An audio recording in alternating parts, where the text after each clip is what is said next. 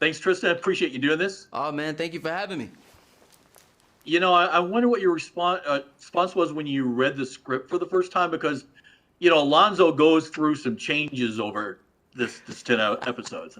Yes, he does. I was excited, man. I think one of the biggest things I've never gotten a chance to do was either play somebody who juggles, I guess, between the good and the bad, but to see Alonzo and to see the way that he is, I guess even me, as I read him the first time, I was like, "Ooh, it's a little slimy, it's a little it's a little shade going on here." But then seeing where he comes and how he teeters on both sides of that balancing act, it was immensely intriguing. Well, it's a character that could go wrong in so many different ways under the wrong hands. And you'd worked with Reggie before in Shots Fired, so obviously you had a little bit of idea what you were getting into. Yes. Reggie's not only somebody that I look up to, he's a mentor, man. He's definitely the conversations early on about what he was trying to do with Alonzo, the stories we were trying to tell, it made all of the sense in the world, man. It absolutely did. Now, as an actor, like you said, he's a little, he's not the greatest guy in those first few episodes. And, but it can really be a characterization if you don't hit just the right note. Yeah. As an actor, how do you do that away of, I want him to be true to sliminess, for lack of a better description. One of the biggest things that I've learned,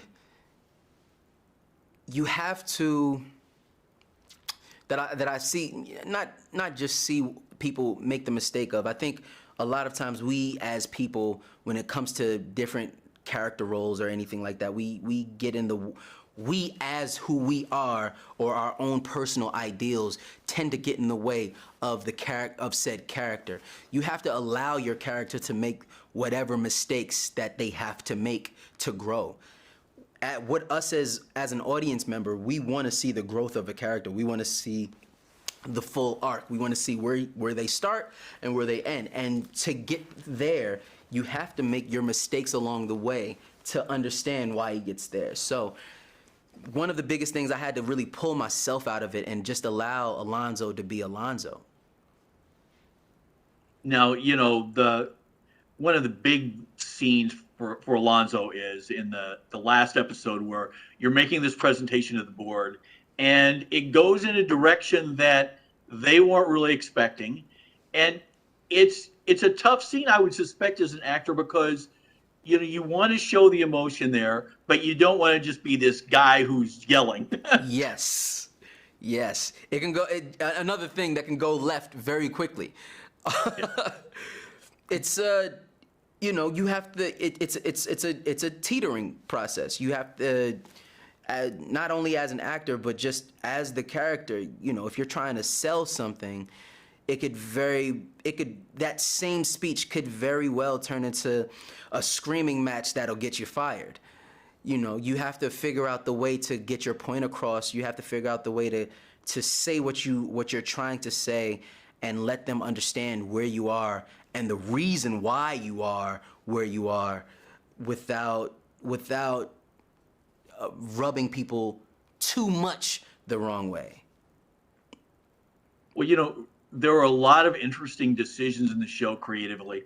And for me, one of the interesting ones was, you went through the board meeting, you went through everything, and you didn't really get that redemption moment of showing up. Hey, you're going to be sponsored. Oh, good guy. They sort of left you hanging. A lot of it took place off camera. Yes. Honestly, that's one of my favorite parts, because you see how much Alonzo plays the line throughout the series, and he kind of drags them along throughout the entire series. But once you get to that one point, again, I don't want to give away too much of the story, but once you get to that one point, you get a chance to see that he gets kind of what he deserves.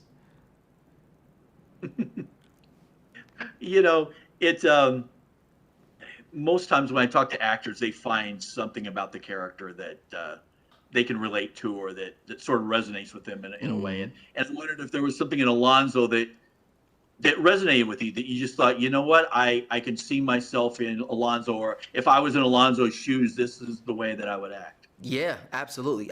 This for me, any character that I play, I try to find. I have to, not try to. I have to find, whether it's something as small as us wearing the same clothes, or something as big as our ideals, or morals, et cetera, et cetera. One of the biggest things about Alonzo, to me, that connects with me the most is his tenacity. He understands what he has to do and what he's trying to do, which is climb the corporate ladder. You know, he has this I don't want to say chip on his shoulder, but he has this thing where he has to be the strongest, the smartest, the brightest, the flashiest, the coolest in the room, because otherwise he wouldn't be seen in his mind. And I think I take a lot of that into consideration growing up.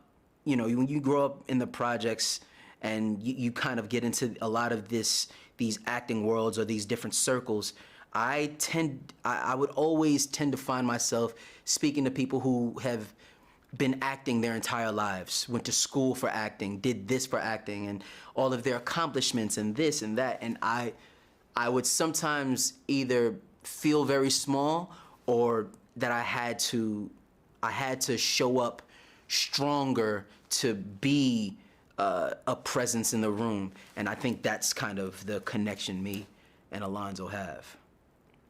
You know, both with Alonzo and it sounds like with you a little bit, the danger with that is that it's a fine line between being confident and wanting to be the smartest person in the room and being a little insufferable. Yes, very much so. Very, very much so. You know, just one last question, I'll let you go. You know, the pandemic hit at a weird time for the show. You shut down for a little while and you then came back. And just as an actor, did that have any impact on Alonzo or what you were doing? I wouldn't say it had an impact on the way we were portraying Alonzo. One of the things that we were able to kind of meld into what we were already doing was all of the social unrest that was going on in the world at the same time. You know, the pandemic, because everyone was in the house, and it breeded a certain, I don't even know if I have the right word for it. It just breeded something in everyone that, with all of the social unrest at the time, it felt like a powder keg.